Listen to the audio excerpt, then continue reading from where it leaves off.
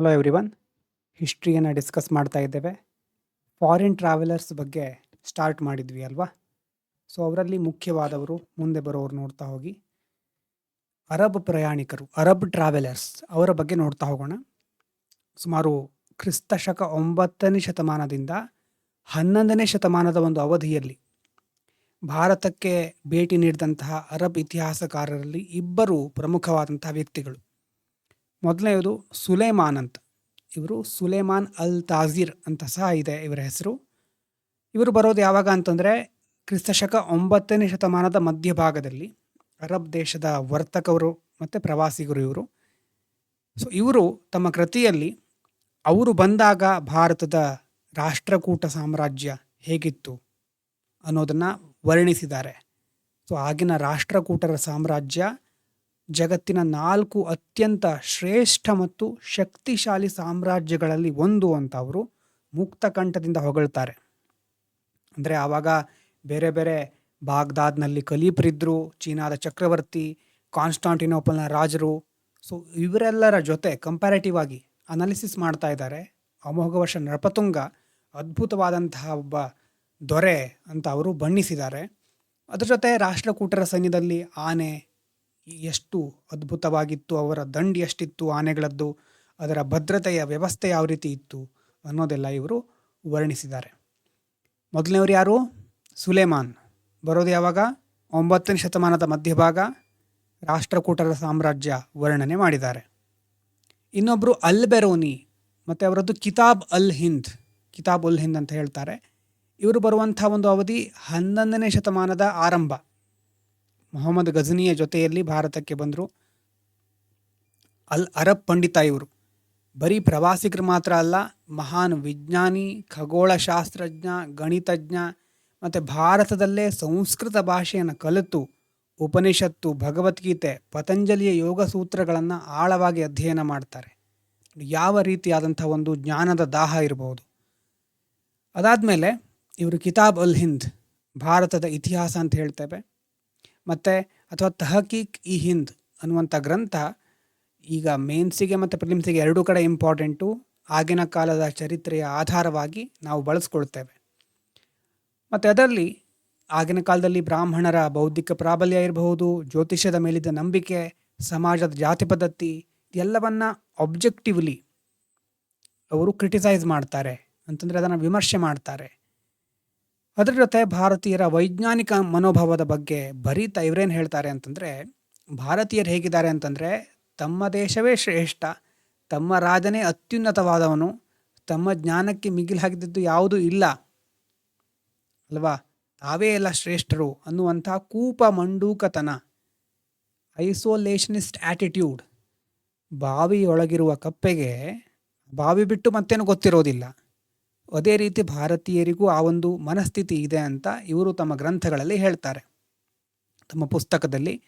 So ಹಾಗಾಗಿ ಭಾರತೀಯರು ತಮ್ಮ ಜ್ಞಾನವನ್ನು ವಿದೇಶಿಯರ ಜೊತೆ ಮುಕ್ತವಾಗಿ ಹಂಚಿಕೊಳ್ತಾ ಇಲ್ಲ. ಈ ರೀತಿಯಾದಂಥ ಒಂದು ವಿಶ್ಲೇಷಣೆ ಆಗಿನ ಕಾಲದ ಸಮಾಜ ಜಗತ್ತಿನ ಜೊತೆ ಯಾವ ರೀತಿ ಸಂಬಂಧವನ್ನು ಹೊಂದಿತ್ತು, ಜಡತ್ವ ಇತ್ತ ಅನ್ನುವಂಥ ಪ್ರಶ್ನೆಯನ್ನು ಮೂಡಿಸುತ್ತೆ. ಇದಾದಮೇಲೆ ಮುಂದೆ ಗ್ರೀಕರ ಇಂಡಿಕಾ, ಅರಬ್ಬರ ಕಿತಾಬ್ ಉಲ್ ಹಿಂದ್ ಇಂಥ ಗ್ರಂಥಗಳೇನು ತಿಳಿಸ್ಕೊಡ್ತಾ ಇದೆ ಅಂತಂದರೆ ಭಾರತದ ಆಡಳಿತ ವೈಭವ ಯಾವ ರೀತಿ ಇತ್ತು ನೋಡಿ. ಆಡಳಿತ ವೈಭವವನ್ನು ತಿಳಿಸ್ತಾ ಇವೆ, ಅದೇ ರೀತಿ ಆಂತರಿಕ ದೌರ್ಬಲ್ಯಗಳು ಎರಡನ್ನೂ ಸಹ ತಿಳಿಸ್ತಾ ಇವೆ. ಯಾವುದೇ ಪಕ್ಷಪಾತ ಇಲ್ಲದೆ ಇದನ್ನು ನಮಗೆ ತಿಳಿಸ್ತಾ ಇವೆ. ಸೊ ಈ ರೀತಿಯಾಗಿ ಅವರ ಗ್ರಂಥಗಳು ನಮಗೆ ಕೊಡುಗೆಯನ್ನು ಕೊಡುತ್ತೆ. ಮತ್ತು ಮುಂದೆ ಬರೋರು ಜೀನ್ ಬ್ಯಾಪ್ಟಿಸ್ಟ್ ಟಾರ್ವೆನಿಯರ್ ಮತ್ತು ಫ್ರಾಂಕೋಯಿಸ್ ಬರ್ನಿಯರ್, ಮುಂದೆ ಬರುವಂಥ ಟ್ರಾವೆಲರ್ಸ್. ಮಧ್ಯಕಾಲೀನ ಭಾರತದ ಹೊತ್ತಿಗೆ ಬರ್ತಾ ಇದ್ದೇವೆ. ಈಗ ನಾವು ಒಂದು ಥೀಮ್ ಇಟ್ಕೊಂಡು ಅದನ್ನು ನಾವು ಕಲಿತಾ ಇದ್ದೇವೆ. ಈಗ ನಾವು ನೋಡ್ತಾ ಇರೋದು ಲಿಟ್ರರಿ ಸೋರ್ಸ್ಗಳನ್ನು ನೋಡಾಯಿತು. ಈಗ ಫಾರಿನ್ ಟ್ರಾವೆಲರ್ಸ್ ಏನು ಹೇಳಿದ್ರು ಅಂತ ನೋಡ್ತಾ ಇದ್ದಾಗ ಪ್ರಾಚೀನ ಭಾರತದ ನೋಡಿದ್ದು, ಅದಾದಮೇಲೆ ಈಗ ಮಧ್ಯಕಾಲೀನ ಭಾರತದ ಒಂದು ಹಂತಕ್ಕೆ ಬಂದಾಗ ಇಲ್ಲಿ ಚೀನಾದ ಯಾತ್ರಿಕರು ಧರ್ಮ ಮತ್ತು ಜ್ಞಾನದ ಹುಡುಕಾಟಕ್ಕೋಸ್ಕರ ಬಂದರೆ 17ನೇ ಶತಮಾನ ಅಂದರೆ ಮೊಘಲರ ಅವಧಿಯಲ್ಲಿ ಯುರೋಪ್ ಖಂಡದಿಂದ ಬಂದಂತಹ ಪ್ರವಾಸಿಗರು ನೋಡಿ, ಭಾರತದ ಆರ್ಥಿಕ ಶ್ರೀಮಂತಿಕೆ, ಜಾಗತಿಕ ವ್ಯಾಪಾರ ಮತ್ತು ವಜ್ರದ ಗಣಿಗಳು ಇವುಗಳನ್ನು ಅರಸಿ ಭಾರತಕ್ಕೆ ಬಂದಿದ್ದರು. ಅದರಲ್ಲಿ ಅಂತಹ ಯುರೋಪಿಯನ್ ಪ್ರವಾಸಿಗರಲ್ಲಿ ಇಬ್ಬರು ಪ್ರಮುಖವಾದಂಥವರು. ಒಬ್ಬರು ವಜ್ರದ ವ್ಯಾಪಾರಿ ಜೀನ್ ಬ್ಯಾಪ್ಟಿಸ್ಟ್ ಟಾವೆರ್ನಿಯರ್, ಮತ್ತೊಬ್ಬರು ವೈದ್ಯರಾಗಿದ್ದಂತಹ ಫ್ರಾಂಕೋಯಿಸ್ ಬರ್ನಿಯರ್ ಅಂತ. ಮೊದಲನೇವರು ಜೀನ್ ಬ್ಯಾಪ್ಟಿಸ್ಟ್ ಟಾವೆರ್ನಿಯರ್. ಇವ್ರ ಬಗ್ಗೆ ನೋಡೋದಾದರೆ ಜಗತ್ಪ್ರಸಿದ್ಧ ರತ್ನ ವ್ಯಾಪಾರಿ ಇವರು. 1630ರಿಂದ 1668 ಅವಧಿಯಲ್ಲಿ ಒಟ್ಟು 6 ಬಾರಿ ಭಾರತಕ್ಕೆ ಬಂದು ಹೋಗ್ತಾರೆ. 6 ವಾಯೇಜಸ್ ಅಂತ ಅಥವಾ ಟ್ರಾವೆಲ್ಸ್ ಇನ್ ಇಂಡಿಯಾ ಅಂತ ಒಂದು ಗ್ರಂಥವನ್ನು ಸಹ ಇವರು ಬರೆದಿದ್ದಾರೆ. ಇವರು ಬಂದಾಗ ಮೊಘಲ್ ಚಕ್ರವರ್ತಿ ಶಹಜಹಾನ್ ಮತ್ತು ಔರಂಗಜೇಬರ ಒಂದು ಆಳ್ವಿಕೆಯನ್ನು ಹತ್ತಿರದಿಂದ ನೋಡಿ ತಮ್ಮ ಪ್ರವಾಸದ ಅನುಭವಗಳನ್ನು 6 ವಾಯೇಜಸ್ ಅನ್ನುವಂಥ ಗ್ರಂಥದಲ್ಲಿ ವಿಸ್ತಾರವಾಗಿ ಬರೆದಿದ್ದಾರೆ. ಮತ್ತು ಭಾರತದ ಇತಿಹಾಸದಲ್ಲಿ ವಜ್ರದ ಗಣಿಗಳ ಕುರಿತಾಗಿ ವಿವರವಾಗಿ ಮತ್ತು ಆಳವಾಗಿ ಬರೆದಿರುವವರು, ಚರ್ಚೆ ಮಾಡಿರುವವರು ಇವರೇ ಮೊದಲಿನ ವಿದೇಶಿ ಪ್ರವಾಸಿಗರು. ಅಂದರೆ ಅವತ್ತು ಭಾರತ ಒಂದೇ ವಜ್ರಗಳನ್ನು ಉತ್ಪಾದಿಸುವಂತಹ ಏಕೈಕ ಜಾಗತಿಕ ಕೇಂದ್ರ ಆಗಿತ್ತು ಅನ್ನೋದು ಇವರ ಕೃತಿಗಳಿಂದ ನಮ್ಗೆ ಗೊತ್ತಾಗುತ್ತೆ. ಗೋಲ್ಕೊಂಡ ಮತ್ತು ಕೊಲ್ಲೂರು ನೋಡಿ, ಈ ಕೊಲ್ಲೂರು ಬೇರೆ, ನಾವು ಕರ್ನಾಟಕದಲ್ಲಿ ಹೇಳ್ತೀವಲ್ವ, ಆ ಕೊಲ್ಲೂರು ಬೇರೆ, ಇದು ಕೊಲ್ಲೂರು ಅಥವಾ ಕೊಳ್ಳೂರು ಅಂತ ಸಹ ಇದೆ. ಎರಡೂ ರೀತಿ ಕರೀತಾರೆ, ಪ್ರೊನೌನ್ಸ್ ಮಾಡ್ತಾರೆ. ಇದೆಯಲ್ಲಿರೋದು ಕೃಷ್ಣಾ ನದಿ, ಆಂಧ್ರ ಪ್ರದೇಶದ ಕೃಷ್ಣಾ ನದಿ ತಟದಲ್ಲಿ ಇರುವಂತಹ ಕೊಲ್ಲೂರು. ಈ ವಜ್ರದ ಗಣಿಗೆ ಖುದ್ದಾಗಿ ಭೇಟಿ ನೀಡಿದ್ರು ಇವರು. ಯಾರೋ ಟಾವೆರ್ನಿಯರ್. ಆವಾಗ ನೋಡಿ, ಆ ಗಣಿಯಲ್ಲಿ, ಒಂದೇ ಗಣಿಯಲ್ಲಿ ಸುಮಾರು 60,000ದಷ್ಟು ಜನರು, ಸ್ತ್ರೀ ಪುರುಷರು ವ್ಯವಸ್ಥಿತವಾಗಿ ಮೈನಿಂಗಲ್ಲಿ, ವಜ್ರದ ಗಣಿಗಾರಿಕೆ ಅಲ್ಲಿ ತೊಡಗಿಸ್ಕೊಂಡಿದ್ರು. ತಂತ್ರಜ್ಞಾನ ಯಾವ ರೀತಿ ಇತ್ತು, ಅವರ ಶ್ರಮದ ಸ್ವರೂಪ, ಇದೆಲ್ಲವನ್ನು ಅವರು ತಮ್ಮ ಕೃತಿಯಲ್ಲಿ ದಾಖಲಿಸಿದ್ದಾರೆ. ಮತ್ತು ಜಗತ್ತಿನ ಅತ್ಯಂತ ದುಬಾರಿ ಮತ್ತು ವಿವಾದಿತ ಕಾಂಟ್ರವರ್ಷಿಯಲ್ ಯಾವುದು, ಕೊಹಿನೂರ್ ಮತ್ತು ಹೋಪ್ ಡೈಮಂಡ್, ಅದು ಸ್ಮಿತ್ಸೋನಿಯನ್ ಆ ಒಂದು ಮ್ಯೂಸಿಯಂನಲ್ಲಿ ಇದೆಯಂತೆ, ಹೋಪ್ ಡೈಮಂಡ್ ಅನ್ನೋದು. ಹಾಗಾಗಿ ಅದೆಲ್ಲ ಜನ್ಮ ತಾಳಿದು ಇದೇ ಕೊಲ್ಲೂರು ಅಥವಾ ಕೊಳ್ಳೂರು ಗಣಿಯಲ್ಲಿ ಅಂತ ಇವರು ತಮ್ಮ ಡೈರಿಯಲ್ಲಿ ಬರೆದಿದ್ದಾರೆ. ಮತ್ತು ಮೊಘಲರ ನವಿಲು ಸಿಂಹಾಸನ, ಪಿಕಾಕ್ ಥ್ರೋನ್, ಟಾವೆರ್ನಿಯರ್ ಶಹಜಾನನ ಆಸ್ಥಾನಕ್ಕೆ ಭೇಟಿ ನೀಡಿದಾಗ ಅಲ್ಲಿ ಜಗತ್ಪ್ರಸಿದ್ಧವಾದಂತಹ ಪಿಕಾಕ್ ಥ್ರೋನ್ ಇರುತ್ತೆ. ಅದರಲ್ಲಿ ಕೆತ್ತಲಾಗಿದ್ದಂತಹ 100 ಅಮೂಲ್ಯ ರತ್ನಗಳನ್ನು ಅಳೆದು ಅದರ ಅಂದಾಜು ಮೌಲ್ಯವನ್ನು ಜಗತ್ತಿಗೆ ತಿಳಿಸ್ತಾರೆ ಅವರು, ಟಾವೆರ್ನಿಯರ್. ಇನ್ನೊಬ್ರು ಯಾರು, ಮತ್ತೊಬ್ಬರು ಫ್ರೆಂಚ್ ಪ್ರವಾಸಿ ಫ್ರಾಂಕೋಯಿಸ್ ಬರ್ನಿಯರ್. ವೃತ್ತಿಯಿಂದ ವೈದ್ಯ ಇವರು, ಫಿಸಿಷಿಯನ್ನು, ದಾರ್ಶನಿಕ, ಇತಿಹಾಸಕಾರ. ಮೊಘಲ್ ಆಸ್ಥಾನದಲ್ಲಿ ದಾರಾ ಶಿಕೋ, ನಂತರ ಔರಂಗಜೇಬನ ಪ್ರಮುಖ ಉಮ್ರಾ ಯಾರು, ದಾನಿಷ್ಮಂದ್ ಖಾನ್, ಅವರ ಅಧಿಕೃತ ವೈದ್ಯನಾಗಿ, ನಮ್ಗೆ ಹೇಗೆ ಫ್ಯಾಮಿಲಿ ಡಾಕ್ಟರ್ ಅಂತ ಇರ್ತಾರೋ ಅದೇ ರೀತಿ ಇವರಿಗೆ ಡಾಕ್ಟರ್ ಆಗಿ ಸೇವೆ ಸಲ್ಲಿಸಿದವರು. ಇವರು ಬರೆದ ಪುಸ್ತಕ travels in the Mughal empire ಅಂತ. ಸೊ ಆ ಪುಸ್ತಕದಲ್ಲಿ ಅವರೇನು ಮಾಡ್ತಾರೆ, ಭಾರತದ ಆರ್ಥಿಕತೆಯನ್ನು ಯುರೋಪಿನ ಆರ್ಥಿಕತೆ ಜೊತೆ ಕಂಪೇರ್ ಮಾಡಿ ತೌಲನಿಕ ವಿಶ್ಲೇಷಣೆ, ಕಂಪ್ಯಾರಿಟಿವ್ ಕ್ರಿಟಿಕ್, ಅದನ್ನು ನಮ್ಮ ಮುಂದಿಡ್ತಾರೆ. ಇವ್ರ ಪ್ರಕಾರ ಆರ್ಥಿಕತೆಯ ಅತ್ಯಂತ ದೊಡ್ಡ ದೌರ್ಬಲ್ಯ ಅಂತಂದರೆ ಭಾರತದಲ್ಲಿ ಆಗಿನ ಕಾಲದಲ್ಲಿ ಜಮೀನಿನ ಮೇಲೆ ಪ್ರಜೆಗಳಿಗೆ ಒಡೆತನ ಇರಲಿಲ್ಲ. ಅಂದರೆ ಪ್ರೈವೇಟ್ ಪ್ರಾಪರ್ಟಿ ಇನ್ ಲ್ಯಾಂಡ್, ಅದರ ಮೇಲೆ ಒಡೆತನ ಇರಲಿಲ್ಲ. ಇಡೀ ದೇಶದ ಭೂಮಿಯ ಒಡೆಯ ರಾಜನೇ ಆಗಿರ್ತಾನೆ. ರಾಜ ತನ್ನಿಷ್ಟ ಬಂದ ಹಾಗೆ ಜಾಗೀರ್ಗಳನ್ನು ಅಧಿಕಾರಿಗೆ ವರ್ಗಾಯಿಸ್ತಾ ಇದ್ದ. ಇದರ ಪರಿಣಾಮವಾಗಿ ಏನಾಯಿತು, ಅಧಿಕಾರಿಗಳು ಭೂಮಿಯ ಸುಧಾರಣೆ ಕಡೆ ಗಮನ ಕೊಡದೆ ರೈತರನ್ನು ತೀವ್ರವಾಗಿ ಶೋಷಿಸ್ತಾ ಇದ್ರು. ಮತ್ತು ಯುರೋಪ್ನಲ್ಲಿ ಮಿಡ್ಲ್ ಕ್ಲಾಸ್ ಸೃಷ್ಟಿಯಾಯಿತು. ಆದರೆ ಇಲ್ಲೇನಾಗಿದೆ, ಅತ್ಯಂತ ಶ್ರೀಮಂತ ರಾಜರು ಮತ್ತು ಅತ್ಯಂತ ಬಡ ರೈತರು ಅಂತ ಎರಡು ಧ್ರುವ, ಕಂಪ್ಲೀಟ್ ಅಪೋಸಿಟ್ ಪೋಲ್ಸ್ಗಳು ಇಲ್ಲಿ ಸೃಷ್ಟಿಯಾಯಿತು. ಅಷ್ಟೇ ಮಾತ್ರ ಇತ್ತು ಆವಾಗ ಅಂತ ಇವರು ಬರೆದಿದ್ದಾರೆ. ಮತ್ತು ಭಾರತದ ಉತ್ಪಾದನಾ ಸಾಮರ್ಥ್ಯ, ಕಾರ್ಖಾನಾ ಅಂದರೆ ಕುಶಲಕರ್ಮಿಗಳಲ್ಲಿ ಕೌಶಲ್ಯ ಜಾಸ್ತಿ ಇತ್ತು, ಬಹಳ ಸ್ಕಿಲ್ಫುಲ್ ಆಗಿದ್ದರು. ಅಂದರೆ ರಾಜಾಶ್ರಯದಲ್ಲಿ ಇರಬೇಕಾಗಿತ್ತು. ಕಾರ್ಖಾನೆಗಳಲ್ಲಿ ಆವಾಗ ಉತ್ಕೃಷ್ಟ ದರ್ಜೆಯಾದ ರೇಷ್ಮೆ, ಮಸ್ಲಿನ್ ಕ್ಲಾತ್ ಮತ್ತು ಕರಕುಶಲ ವಸ್ತುಗಳನ್ನು ಇಡೀ ಜಗತ್ತಿಗೆ ಎಕ್ಸ್ಪೋರ್ಟ್ ಮಾಡ್ತಾಯಿದ್ರು. ಜಾಗತಿಕ ಮಾರುಕಟ್ಟೆಗೋಸ್ಕರ ತಯಾರಾಗ್ತಾ ಇತ್ತು. ಅದರ ವೈಭವವನ್ನು ಕಣ್ಣಾರೆ ಕಂಡು ಇವರು ತಮ್ಮ ಕೃತಿಯಲ್ಲಿ ಬಣ್ಣಿಸಿದ್ದಾರೆ. ಈ ರೀತಿ ಟಾವೆರ್ನಿಯರ್ ಮತ್ತು ಬರ್ನಿಯರ್ ಅಲ್ವಾ, ಒಬ್ಬರು ವಜ್ರದ ಗಣಿಗಳ ಬಗ್ಗೆ ಮತ್ತು ಇನ್ನೊಬ್ಬರು ಭೂಮಿಯ ಒಡೆತನದ ಸತ್ಯಗಳ ಬಗ್ಗೆ ತಿಳಿಸ್ತಾರೆ. ಈ ಎರಡರಿಂದ ನಮಗೇನು ಗೊತ್ತಾಗುತ್ತೆ, ಭಾರತದ ಆರ್ಥಿಕತೆ ನಮ್ಮ ದೇಶಕ್ಕೆ ಮಾತ್ರ ಸೀಮಿತ ಆಗಿರಲಿಲ್ಲ, ಇಡೀ ಜಗತ್ತಿಗೆ ಅದು ಕೊಟ್ಟಂತಹ ಕೊಡುಗೆ ಜಾಸ್ತಿ ಇದೆ, ಜಗತ್ತಿನ ಮೇಲೆ ಜಾಸ್ತಿ ಪರಿಣಾಮವನ್ನು ಬೀರಿದೆ. ಆದರೆ ದೋಷಗಳು ಸಹ ಇದೆ. ಅನ್ನೋದು ನಮಗೆ ಇದರಿಂದ ಗೊತ್ತಾಗುತ್ತೆ. ಸೊ ಮುಂದೆ ಬರೋದು ತಕ್ಷಶಿಲೆ ಮತ್ತು ನಲಂದಾ ವಿಶ್ವವಿದ್ಯಾಲಯ. ಎರಡು ಹೆಸರನ್ನು ಕೇಳಿದ್ದೇವೆ, ಎರಡನ್ನು ಕಂಪ್ಯಾರಿಟಿವ್ ಆಗಿ ಅನಲೈಸ್ ಮಾಡೋದು ಇಂಪಾರ್ಟೆಂಟ್. ಮೇನ್ಸಿಗೆ ಬೇಕು ಇದು. ತಕ್ಷಶಿಲೆ ಮತ್ತು ನಲಂದಾ ವಿಶ್ವವಿದ್ಯಾಲಯಗಳನ್ನು ಕಂಪ್ಯಾರಿಟಿವ್ ಸ್ಟಡಿ ಮಾಡೋದು. ಹೆಸರು ಹಳೆ ಕಾಲದ ಒಂದು ದೊಡ್ಡ ಯೂನಿವರ್ಸಿಟಿ ಅದು ಅಷ್ಟೇ ನಮ್ಗೆ ಗೊತ್ತಿರುತ್ತೆ ಅಲ್ವಾ. ಡೀಟೇಲ್ ಆಗಿ ನೋಡ್ಲಿಕ್ಕೆ ಹೋಗಿರೋದೇ ಇಲ್ಲ ನಾವು. ಅಂದರೆ ಮೇನ್ಸ್ನಲ್ಲಿ UPSCಯಲ್ಲಿ ಎಷ್ಟು ಕಾನ್ಸೆಪ್ಚುವಲ್ ಆಗಿ ಇವ್ರಿಗೆ ಗೊತ್ತಿದೆ ಅಂತ ಕೇಳ್ತಾರೆ. ಸೊ ಹಾಗಾಗಿ ನೋಡಿ, ತಕ್ಷಶಿಲಾ ಬರೋದಿಲ್ಲಿ ಗಾಂಧಾರ್, ಅಫ್ಘಾನಿಸ್ತಾನ ಈ ಭಾಗದಲ್ಲಿ ನೋಡಿ. ಪಾಕಿಸ್ತಾನ, ಪೇಶಾವರ್ ಈ ಭಾಗ ಇದೆಯಲ್ವಾ, ಭಾರತದ ಈ ಭಾಗ.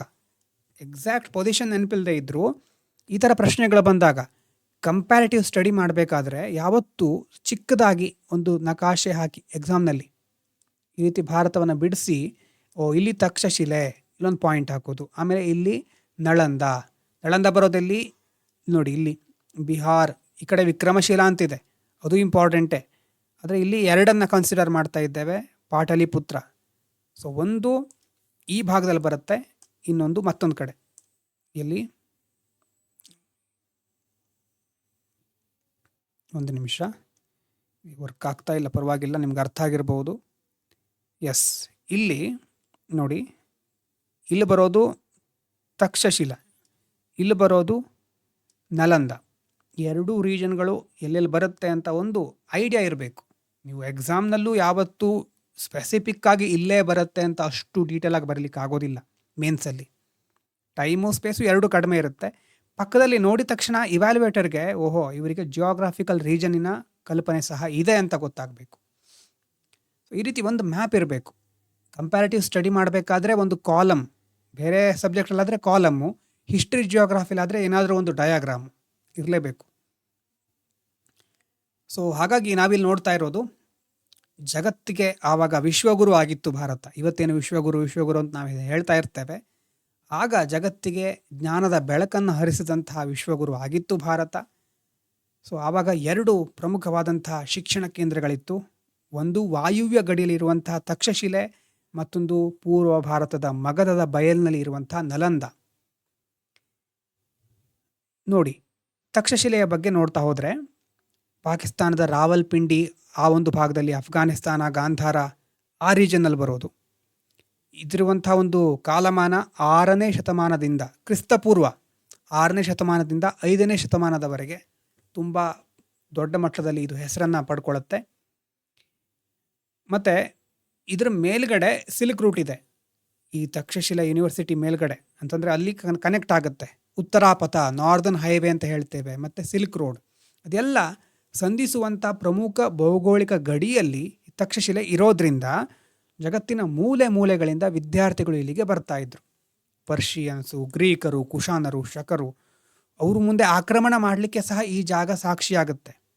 ಸೊ ಈ ರೀತಿ ವಿದ್ಯಾರ್ಥಿಗಳು ಆ ಒಂದು ಭಾಗದಲ್ಲಿ ಇರ್ತಾರೆ, ಆಕ್ರಮಣಕಾರರು ಆ ಒಂದು ಭಾಗವನ್ನು ವಶಪಡಿಸ್ಕೊಳ್ತಾರೆ, ಅಥವಾ ಅಲ್ಲಿ ಪದೇ ಪದೇ ದಾಳಿ ಮಾಡ್ತಾ ಇರ್ತಾರೆ. ಸೊ ಇಲ್ಲಿ ಏನಿತ್ತು, ಹಾಗಾಗಿ ಜಾಗತಿಕ ಸಂಪರ್ಕ ಅಲ್ವಾ, ಕನೆಕ್ಟಿವಿಟಿ ಜಾಸ್ತಿ ಇತ್ತು ಆ ಭಾಗದಲ್ಲಿ. ನೋಡಿ ಮುಂದೆ ಇದು ಈ ತಕ್ಷಶಿಲಾ ಏನಿದೆ, ಇವತ್ತಿನ ಥರ ಮಾಡರ್ನ್ ಕಾಲೇಜು ಅಥವಾ ಒಂದೇ ಕಡೆ ಎಲ್ಲ ಹಾಸ್ಟೆಲು ಈ ಥರ ಇರಲಿಲ್ಲ. ಆಧುನಿಕ ಅರ್ಥದ ವಿಶ್ವವಿದ್ಯಾಲಯ ಅಲ್ಲ, not a university in a modern sense. ಇದು ನಲಂದಾಕ್ಕಿಂತ ಡಿಫ್ರೆಂಟ್. ನೋಡಿ, ಇದು ಸರಿಯಾಗಿ ಓದಿದ ಮೇಲೆ ನಲಂದ ಏನು ಡಿಫ್ರೆನ್ಸ್ ಅಂತ ಗೊತ್ತಾಗುತ್ತೆ. ಈ ತಕ್ಷಶಿಲಾದಲ್ಲಿ ಯಾವುದೇ ಕೇಂದ್ರೀಕೃತ ಕಾಲೇಜು ಕಟ್ಟಡ ಇರಲಿಲ್ಲ, ಸಾಮೂಹಿಕ ವಿದ್ಯಾರ್ಥಿ ನಿಲಯ ಇರಲಿಲ್ಲ, ಅಥವಾ ಒಂದೇ ಆಡಳಿತ ಮಂಡಳಿ ಇರಲಿಲ್ಲ, ಮತ್ತು ನಿರ್ದಿಷ್ಟ ಪ್ರವೇಶ ಪರೀಕ್ಷೆ ಅಥವಾ ಒಂದೇ ರೀತಿಯ ಪಠ್ಯಕ್ರಮವೂ ಇರಲಿಲ್ಲ. ಇಲ್ಲಿ ಹೇಗಿತ್ತು ಹಾಗಾದರೆ, ನೂರಾರು ಸ್ವತಂತ್ರ ಗುರುಗಳು, ಇಂಡಿಪೆಂಡೆಂಟ್ ಟೀಚರ್ಸು ತಮ್ಮದೇ ಆದ ಆಶ್ರಮವನ್ನು ನಡೆಸ್ತಾ ಇದ್ದರು. ಪ್ರತಿಯೊಬ್ಬ ಗುರುಗಳೇ ಅಲ್ಲಿನ ಸರ್ವೋಚ್ಚ ಅಧಿಕಾರಿ. ವಿದ್ಯಾರ್ಥಿ ಏನು ಮಾಡಬೇಕು, ತನಗಿಷ್ಟ ಬಂದ ಗುರುವಿನ ಬಳಿಗೆ ಹೋಗಬೇಕು, ಆ ಗುರುಗಳು ನಡೆಸುವಂಥ ಮೌಖಿಕ ಪರೀಕ್ಷೆಯಲ್ಲಿ ಉತ್ತೀರ್ಣನಾಗಬೇಕು, ಪಾಸ್ ಆಗಬೇಕು, ಆಗ ಮಾತ್ರ ಶಿಷ್ಯ ಆಗಬಹುದು. ಒಂದು ವೇಳೆ ಅಲ್ಲಿ ಶುಲ್ಕ ಕಟ್ಟಲಿಕ್ಕೆ ಹಣ ಇಲ್ಲದೇ ಇದ್ದರೆ ಬಡ ವಿದ್ಯಾರ್ಥಿಗಳು ಗುರುಗಳ ಮನೆಯಲ್ಲಿ ಕೆಲಸ ಮಾಡಿ ರಾತ್ರಿಯಲ್ಲಿ ಉಚಿತವಾಗಿ ವಿದ್ಯೆಯನ್ನು ಕಲಿಬಹುದಿತ್ತು. ಸೊ ಈ ರೀತಿ ಅಲ್ಲಿ ಧನುರ್ವಿದ್ಯೆ, ವೇದ, ಆಯುರ್ವೇದ, ವೈದ್ಯಕೀಯ ಇದಕ್ಕೆಲ್ಲ ಬಹಳ ಫೇಮಸ್ ಆದಂಥ ಪ್ರದೇಶ ಅದು. ಪಾಣಿನಿ, ಕೌಟಿಲ್ಯ, ಜೀವಕ ಮುಂತಾದವರು ಈ ಒಂದು ಪರಿಸರದಲ್ಲೇ ಬೆಳೆದವರು. ನಲಂದ ಹೇಗಿತ್ತು, ತಕ್ಷಶಿಲಾ ಹಾಗೆ. ನಲಂದ ಅಂತಂದರೆ ನೋಡಿ, ಇದು ಬಿಹಾರದ ರಾಜ್ಗೀರ್, ಕ್ರಿಸ್ತ ಶಕ 5ನೇ ಶತಮಾನದಲ್ಲಿ ನೋಡಿ, ಅದು ಕ್ರಿಸ್ತ ಪೂರ್ವ, ನೆನಪು ಮಾಡ್ಕೊಳ್ಳಿ. ನೋಡಿ ಇಲ್ಲಿ ಯಾವಾಗ ಬರುತ್ತೆ ಇದು ಮೇಲ್ಗಡೆ ತಕ್ಷಶಿಲಾದ್ದು ಆಗಿನ ಕಾಲ ನೋಡಿ, ಎರಡನ್ನು ಸಹ ಇಲ್ಲಿ ಎಲ್ಲಿ ಬರುತ್ತೆ ಇನ್ನೊಂದು ಸಾರಿ ಹೇಳ್ತಾನೆ. 6th century BCE to 5th century CE. So ಈ ಒಂದು ಹಂತದಲ್ಲಿ ಅದು ಜಾಸ್ತಿ ಮಹತ್ವವನ್ನು ಪಡ್ಕೊಳ್ಳುತ್ತೆ. ತಕ್ಷಶಿಲೆ ನಲಂದ ಯಾವಾಗ 5th 6th ಸೆಂಚುರಿ CE ಇಂದ 12th ಸೆಂಚುರಿ CE. ಡಿಫ್ರೆನ್ಸ್ ಗೊತ್ತಿರಲಿ. ಸೊ ಈಗ ನಾವು ತಕ್ಷಶಿಲಾ ನೋಡಾಯಿತು. ನಲಂದದಲ್ಲಿ ಹೇಗಿತ್ತು ಹಾಗಾದರೆ? ನಲಂದದಲ್ಲಿ ನೋಡಿ ಹೇಗಿರುತ್ತೆ, ಈಗ ಮಾಡರ್ನ್ ಇನ್ಸ್ಟಿಟ್ಯೂಷನಲ್ ಸೆನ್ಸಲ್ಲಿ ಅದು ನಿರ್ಮಾಣ ಆಗಿರೋದು. ಆಧುನಿಕ ಅರ್ಥದಲ್ಲೇ ಒಂದು ಬೃಹತ್ ಕಟ್ಟಡ, ಸಂಘಟಿತ ವಸತಿ ವಿಶ್ವವಿದ್ಯಾಲಯ, ರೆಸಿಡೆನ್ಷಿಯಲ್ ಯೂನಿವರ್ಸಿಟಿ. ಅದು ವಿಶಾಲವಾದ ತರಗತಿ ಕೊಠಡಿ ಇರಬಹುದು, ಬೋಧನಾ ಮಂದಿರ, 10,000ಕ್ಕೂ ಹೆಚ್ಚು ವಿದ್ಯಾರ್ಥಿಗಳು ಇರಲಿಕ್ಕೆ ಹಾಸ್ಟೆಲ್ಲು, ಮತ್ತು ಧರ್ಮಗಂಜ್ ಎನ್ನುವಂಥ 9 ಅಂತಸ್ತಿನ ಲೈಬ್ರರಿ. ಹೆಂಗಿರ್ಬೋದು ನೋಡಿ ಲೈಬ್ರರಿ. ಮತ್ತು ಇಡೀ ವಿಶ್ವವಿದ್ಯಾಲಯಕ್ಕೆ ಒಬ್ಬ ಮುಖ್ಯಸ್ಥರಾಗಿ ಕುಲಪತಿ ಅಂತ ಇರ್ತಾಯಿದ್ರು. ವೇನ್ಸಾಂಗ್ ಬಂದಾಗ ಮಹಾನ್ ಪಂಡಿತ ಶೀಲಭದ್ರರು ಅನ್ನೋರು ಕುಲಪತಿ ಆಗಿದ್ರಂತೆ. ಮತ್ತು ಇಲ್ಲಿ ನೋಡಿ, ನಲಂದಾಕ್ಕೆ ಯಾರು ಬೇಕೋ ಅವರು ಡೈರೆಕ್ಟಾಗಿ ಹೋಗ್ಲಿಕ್ಕೆ ಆಗ್ತಾ ಇರಲಿಲ್ಲ, ನೇರವಾಗಿ ಪ್ರವೇಶ ಇರಲಿಲ್ಲ. ಮೊದಲು ವಿಶ್ವವಿದ್ಯಾಲಯದ ಹೆಬ್ಬಾಗಿಲಿನಲ್ಲಿ ದ್ವಾರ ಪಂಡಿತರು, ಗೇಟ್ ಕೀಪರ್ಸ್ ಅಂತಿದ್ರಂತೆ. ಗೇಟ್ ಕೀಪರ್ಸ್ ಏನು ಮಾಡ್ತಾರೆ, ವಿದ್ಯಾರ್ಥಿಗಳಿಗೆ ಮೌಖಿಕ ಪರೀಕ್ಷೆ ನಡೆಸ್ತಾ ಇದ್ರು. 10ರಲ್ಲಿ ಕೇವಲ 2 ಅಥವಾ 3 ವಿದ್ಯಾರ್ಥಿಗಳು ಮಾತ್ರ ಈ ಕಠಿಣ ಪರೀಕ್ಷೆಯನ್ನು ಪಾಸ್ ಮಾಡಿ ಒಳಗಡೆ ಹೋಗ್ಲಿಕ್ಕೆ ಸಾಧ್ಯ ಆಗ್ತಿತ್ತಂತೆ. ಹಾಗಾಗಿ ನೋಡಿ, ಶಿಕ್ಷಣ ಉಚಿತವಾಗಿತ್ತು. ನೋಡಿ ಇಂಪಾರ್ಟೆಂಟು, ಶಿಕ್ಷಣ ಸಂಪೂರ್ಣ ಉಚಿತ. ಯಾಕಂತಂದರೆ ಈ ವಿಶ್ವವಿದ್ಯಾಲಯದ ವೆಚ್ಚವನ್ನು ಭರಿಸಲಿಕ್ಕೆ ಹರ್ಷವರ್ಧನಂಥ ರಾಜರು ಸುಮಾರು 100ಕ್ಕೂ ಹೆಚ್ಚು ಹಳ್ಳಿಗಳ ಆದಾಯವನ್ನು ದಾನವಾಗಿ ನೀಡಿದ್ರು. ಮತ್ತು ಮಹಾಯಾನ ಬೌದ್ಧ ಧರ್ಮದ ತರ್ಕಶಾಸ್ತ್ರ ಎಲ್ಲದರ ಕೇಂದ್ರ ಆಗಿತ್ತು. ಇದು ಕಂಪ್ಲೀಟ್ಲಿ ಡಿಫ್ರೆಂಟ್. ತಕ್ಷಶಿಲಾ ಇಂಡಿವಿಜುವಲ್ ಟೀಚರ್ಸಿಂದ ನಡೀತಾ ಇದ್ದರೆ, ಇಲ್ಲಿ ಈ ವ್ಯವಸ್ಥೆ ಹೇಗೆ ನಡೀತಾ ಇದೆ, ರಾಜರ ಒಂದು ಆಶ್ರಯದಿಂದ ಮತ್ತು ಉಚಿತವಾದ ಶಿಕ್ಷಣ, ಮಾಡರ್ನ್ ಯೂನಿವರ್ಸಿಟಿ ಸೆನ್ಸ್, ಅದನ್ನು ನಾವಿಲ್ಲಿ ನೋಡಬಹುದು. ಸೊ ಹಾಗಾಗಿ ತಕ್ಷಶಿಲೆ ಮತ್ತು ನಲಂದ. ತಕ್ಷಶಿಲೆ ಹೇಗೆ ಮುಕ್ತ ಮತ್ತು ವ್ಯೂಹಾತ್ಮಕ ಜ್ಞಾನ, ಸ್ಟ್ರಾಟಜಿಕ್ ನಾಲೆಜ್. ನಲಂದಾದಲ್ಲಿ ಸಾಂಸ್ಥಿಕ, ವ್ಯವಸ್ಥಿಕ ಮತ್ತು ಬೃಹತ್ ಪ್ರಮಾಣದ ಶೈಕ್ಷಣಿಕ ಉನ್ನತಿ, ಎರಡನ್ನು ಸಹ ನಾವು ನೋಡ್ತಾ ಹೋಗ್ಬೋದು. ಸೊ ಕಂಪ್ಯಾರಿಟಿವ್ನಾಗಿ ನೋಡೋದಾದರೆ ಕಾಲಾವಧಿ ನೋಡಿ, ತಕ್ಷಶಿಲೆ 6ರಿಂದ ಕ್ರಿಸ್ತ ಪೂರ್ವ 6ನೇ ಶತಮಾನದಿಂದ ಕ್ರಿಸ್ತ ಶಕ 5ನೇ ಶತಮಾನ. ನಲಂದ ಕ್ರಿಸ್ತ ಶಕ 5ನೇ ಶತಮಾನದಿಂದ ಕ್ರಿಸ್ತ ಶಕ 12, 6ರಿಂದ 5, 5ರಿಂದ 12 ಈ ರೀತಿ. ಅಲ್ಲಿ ಸ್ವತಂತ್ರ ಗುರುಗಳಿರ್ತಾ ಇದ್ರು. ಸಿಂಗಲ್ ಕ್ಯಾಂಪಸ್ ಅಂತ ಒಂದೇ ಇರಲಿಲ್ಲ. ಆದರೆ ನಲಂದಾದಲ್ಲಿ ಬೃಹತ್ ವಸತಿ ಕ್ಯಾಂಪಸ್ ಅಂತ ಹೇಳ್ಬೋದು, ರೆಸಿಡೆನ್ಷಿಯಲ್ ಕ್ಯಾಂಪಸ್ ಇತ್ತು. ಆಡಳಿತ ಹೇಗಿತ್ತು, ತಕ್ಷಶಿಲಾದಲ್ಲಿ ಯಾವುದೇ ಕೇಂದ್ರೀಕೃತ ಆಡಳಿತ ಇರಲಿಲ್ಲ. ನಲಂದಾದಲ್ಲಿ ಕುಲಪತಿ ಇರ್ತಾಯಿದ್ರು, ದ್ವಾರ ಪಂಡಿತರು ಇರ್ತಾಯಿದ್ರು. ಫೋಕಸ್ ಏನು, ತಕ್ಷಶಿಲಾದಲ್ಲಿ ಆಯುರ್ವೇದ, ರಾಜನೀತಿ, ಲೌಕಿಕ ಕಲೆಗಳು. ಆದರೆ ನಲಂದಾದಲ್ಲಿ ಮಹಾಯಾನ ಬೌದ್ಧ ಧರ್ಮ, ತರ್ಕಶಾಸ್ತ್ರ, ದರ್ಶನ, ಫಿಲಾಸಫಿ ಅದೆಲ್ಲವನ್ನು ಅಲ್ಲಿ ನೋಡ್ಬೋದು. ಆಮೇಲೆ ಹೇಗೆ ಇದು ನಾಶ ಆಯಿತು ಅಂತಂದರೆ, ತಕ್ಷಶಿಲಾ ಹೂಣರ ಆಕ್ರಮಣದಿಂದ ನಾಶ ಆಗಿದ್ದು. ಆಮೇಲೆ ನಲಂದ 1193ರಲ್ಲಿ ಭಕ್ತಿಯಾರ್ ಖಿಲ್ಜಿ ಮುಸ್ಲಿಂ ಸೈನ್ಯ ಬಂದು ದಾಳಿ ಮಾಡುತ್ತೆ, ಅದರಿಂದ ನಾಶ ಆಗುತ್ತೆ. ಈ ರೀತಿ 2 ಯೂನಿವರ್ಸಿಟಿಗಳು ತಮ್ಮ ಬೆಳಕನ್ನು ಬೀರಿ, ಆಮೇಲೆ ಮೇಣದ ಬತ್ತಿ ಹೇಗೆ ದೀಪವನ್ನು ಉರಿಸಿ ಬೆಳಕನ್ನು ನೀಡಿ ಆಮೇಲೆ ಕರಗಿ ಹೋಗುತ್ತೋ, 2 ಯೂನಿವರ್ಸಿಟಿಗಳು ಜಗತ್ತಿಗೆ ಜ್ಞಾನವನ್ನು ಹಂಚಿ ಇತಿಹಾಸದ ಪುಟದಲ್ಲಿ ಸೇರ್ಕೊಂಡು ಬಿಡುತ್ತೆ. ಓಕೆನಾ? ಮುಂದಿನ ವಿಡಿಯೋದಲ್ಲಿ ಕಂಟಿನ್ಯೂ ಮಾಡೋಣ. ವಿಡಿಯೋ ಲೈಕ್, ಕಮೆಂಟ್ ಮಾಡಿ. Thank you so much.